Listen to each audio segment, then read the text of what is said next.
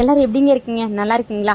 ஊட்டியிலேருந்து நம்மளுக்கு ஒரு கால் வந்துச்சுங்க. மேம், நான் ஆல்ரெடி பேக்கிங்கில் தான் இருக்கேன், ஒரு பேக்கரி ஒர்க் பண்ணேன். பட் ஆனால் எனக்கு பர்ஃபெக்டாக ஐசிங் வர மாட்டேங்குது, எனக்கு ஷார்ப் எச்சஸோ ஃப்ளவர்ஸோ அந்த எனக்கு ஃபினிஷிங் வர மாட்டேங்குது அப்படிங்கிற மாதிரி சொல்லியிருந்தேன். ஓகேங்க சார், வாங்க பார்த்துக்கலாம் அப்படின்னு சொல்லியிருந்தேங்க. அவரும் கிளாஸ் வந்துட்டு நம்மளோட ஸ்டூடெண்ட்டு ஃபஸ்ட் நாள் விட்டு செகண்ட் நாள் கேக் வெட்டினாங்களா, அந்த கேக் அவருக்கு டேஸ்ட் பண்ணோம். மேம் வேறு லெவலில் இருந்துச்சு, கொஞ்சம் ஜில்னஸாக இருந்துச்சு, புதுசாக டிஃப்ரெண்ட்டாக இருக்குதுன்னு சொல்லியிருந்தாரு. அதுக்கப்புறம் அவருக்கு வந்து பார்த்திங்கன்னா விப்பிங் க்ரீம் பீட் பண்ணுறது தாங்க.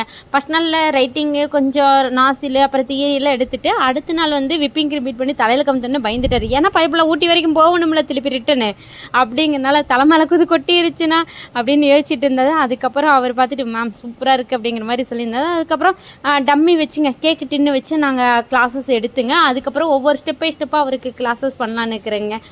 செம்ம சூப்பராக நம்ம என்ன சொல்கிறோமோ அதை அப்படியே நெருப்பு மாதிரி சார் பிடிச்சிட்டு செம்ம சூப்பராக செஞ்சுட்டு இருந்தாருங்க. உங்களுக்கு இந்த மாதிரி ஐசிங் வர மாட்டேங்குது, நாசில் ப்ராக்டிஸ் வேணும் அப்படின்னு நிறைய பேர் நினச்சிட்டு இருந்தீங்க அப்படின்னா நம்மளோட கிளாஸை ஒன் டைம் அட்டன் பண்ணி பாருங்கள், வேறு லெவலில் இருக்கும்.